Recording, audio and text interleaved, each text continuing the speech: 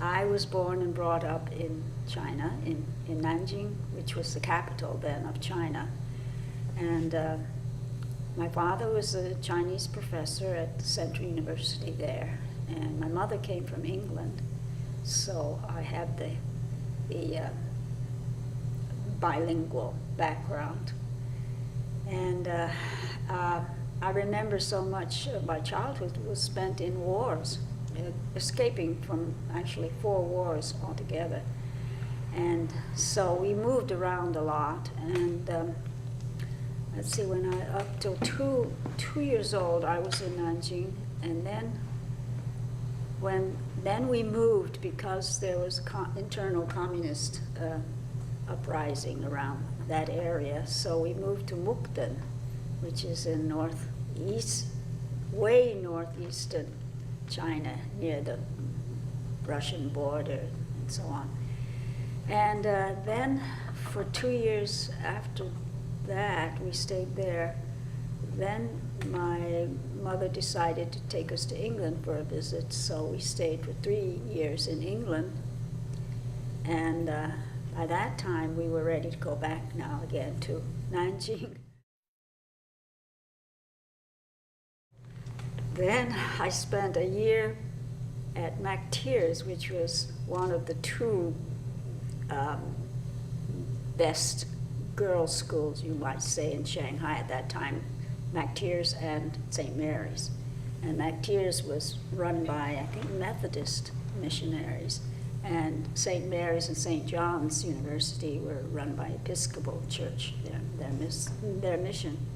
So I stayed 1 year, 7th grade, yes, in McTeers, and then I just decided, since my sister had studied in St. Mary's before that, I said I want to go to St. Mary's. So I took an exam and I skipped another grade. So then I started my St. Mary's 4 years in the 9th grade.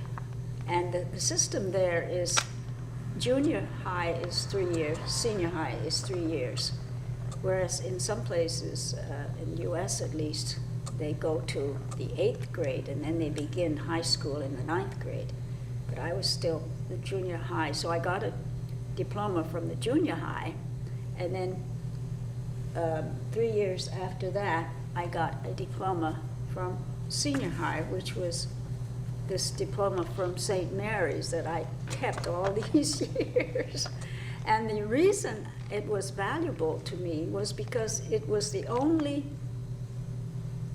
concrete evidence of my birth, because my hospital records had been confiscated by the communists after 1949 in the Nanjing hospital.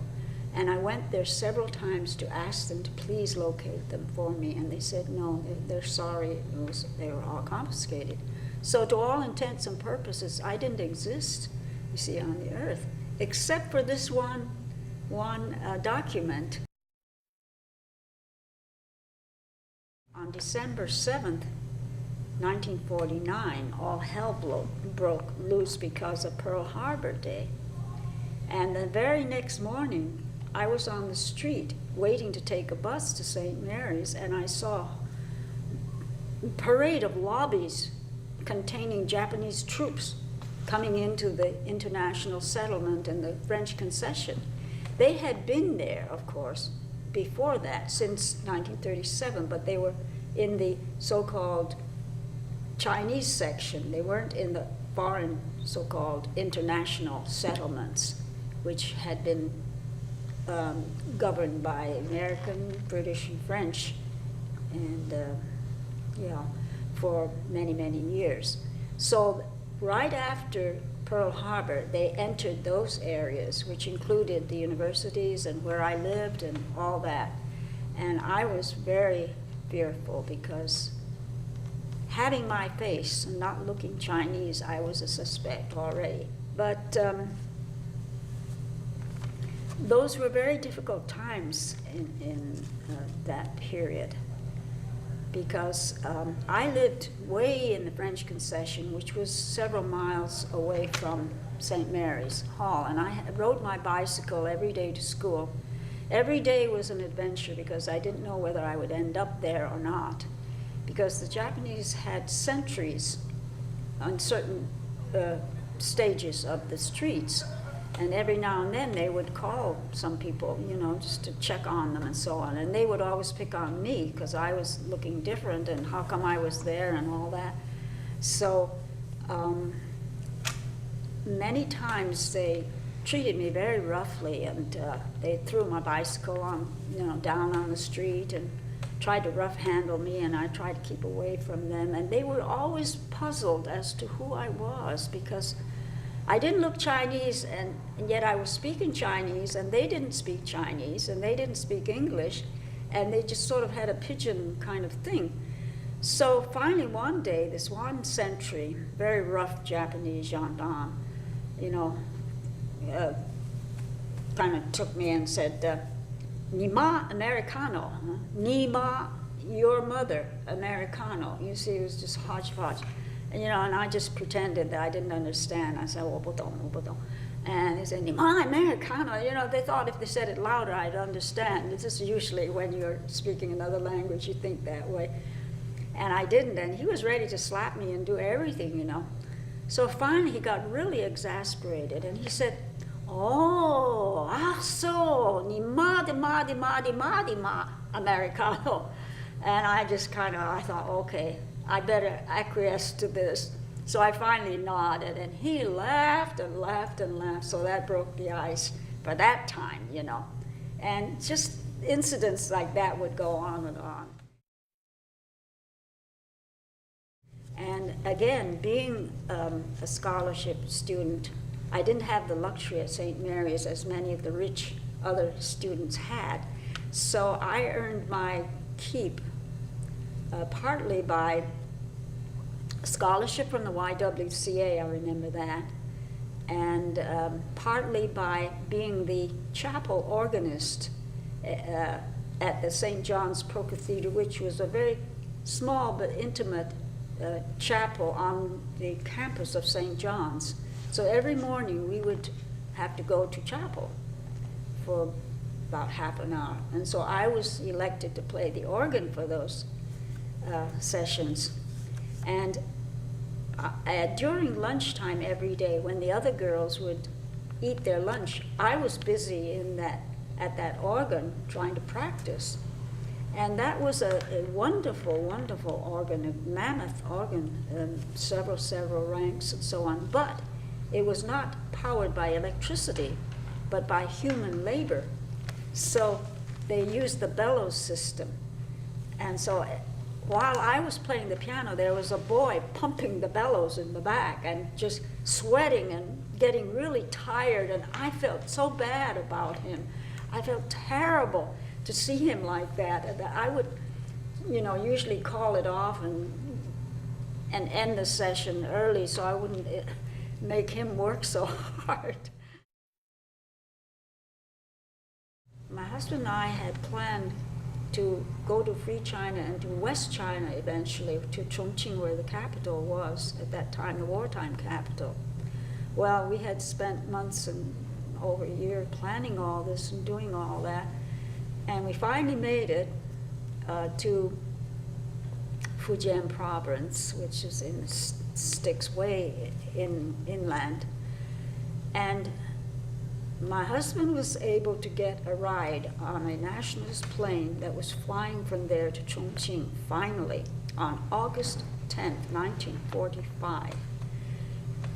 And the minute he landed in Chongqing, they were having firecrackers and people were yelling and shouting and screaming and laughing at the airport. And he thought, wow, that's a lot of celebration just for us, you know, landing in Chongqing. And it happened. That was D-Day, or peace.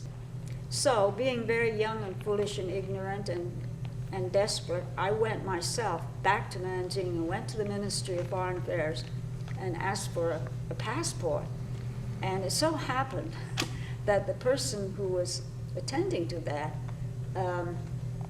had been a St. John's Middle School, I think, classmate of my brother, one of my brothers.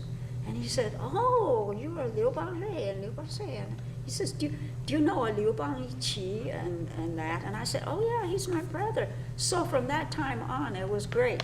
He gave me a passport I've been waiting for over a year. But then after that, I had to wait another year for an American visa.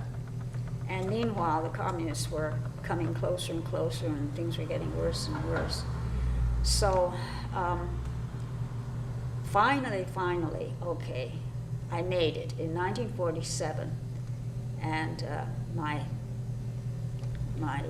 husband was there waiting at the dock, and they wouldn't let us land. I rode on a troop ship, General Meigs. I write about it like that. It was a converted troop ship, and my sister had been born in America, so she was American. My brother had been born in England, so he was English. I was born in Nanjing, so I was Chinese. So they went by countries, and naturally the Americans got off first, the British the second day, and the third day the Chinese and all the rest. So my husband waited for 3 days at the dock, waiting for me to get off. You had how many kids? Four. 4 kids? Four. What 2 are they boys, doing? 2 girls.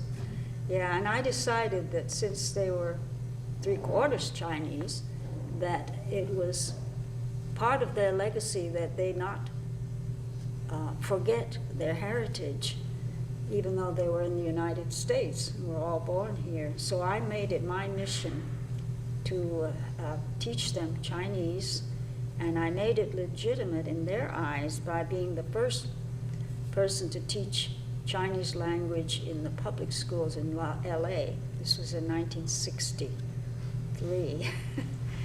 And so I did that, and I managed to teach all of them Chinese and talk about Chinese culture and so on. So that I thought was very important, that they not forget that, and that they know at least 2 languages, you know, and also to know about something about their heritage. Did you meet much resistance to that in, 1963 in Los Angeles? No, actually they were very, yeah, it was kind of popular. They, they thought it was a nice thing to do, and the American students liked to sign up because it was sort of exotic and, exciting and all that. And this was under a Carnegie Foundation grant at first, and so it was very, very good. And so I taught in Bellflower schools and in Beverly Hills schools, 2 opposites like that. And it was very good reception, and I thought, oh, we'll get things going and they'll continue. But when I left, they never continued. And for decades after that, they had none of that in the schools. And now recently, again, in the last few years, since they found out that China had emerged as a power, then they started thinking again, oh, well, maybe we'd better teach Chinese again, It's such a pity. All those years in between, they never kept it up. It was just a feeling of real camaraderie because we were a small school, and St. John's wasn't that big either. I think maybe several hundred at the most, not these mammoth schools elsewhere. And so there was a very tight-knit group of students and faculty, and I think a lot more exchange between faculty and students than there are in the big universities. And the faculty would invite students to their houses and back and forth, and they'd have times together that were really very memorable and very well appreciated. And I think the faculty also appreciated the fact that so many students sacrificed so much in order to get an education in those times, and that everybody was doing his or her best. And there were no slackers, it seemed. Everybody was so grateful to even get a chance to have an education, that I think they really made good use of it, and were happy that they could also have a Western influence to add to their Chinese studies, which most of the schools in China didn't have, you know, that prolonged influence. One of the great things I must say, though, about St. Mary's and St. John's were the values, I think, that were instilled in us. And it's very hard to stick to your principles and values when you are being invaded, when you are seeing danger from all sides, when sometimes it's even hard to find food and living and so on. And I think that those were things that stayed with us, I think, during those very perilous years. And light and truth, you know.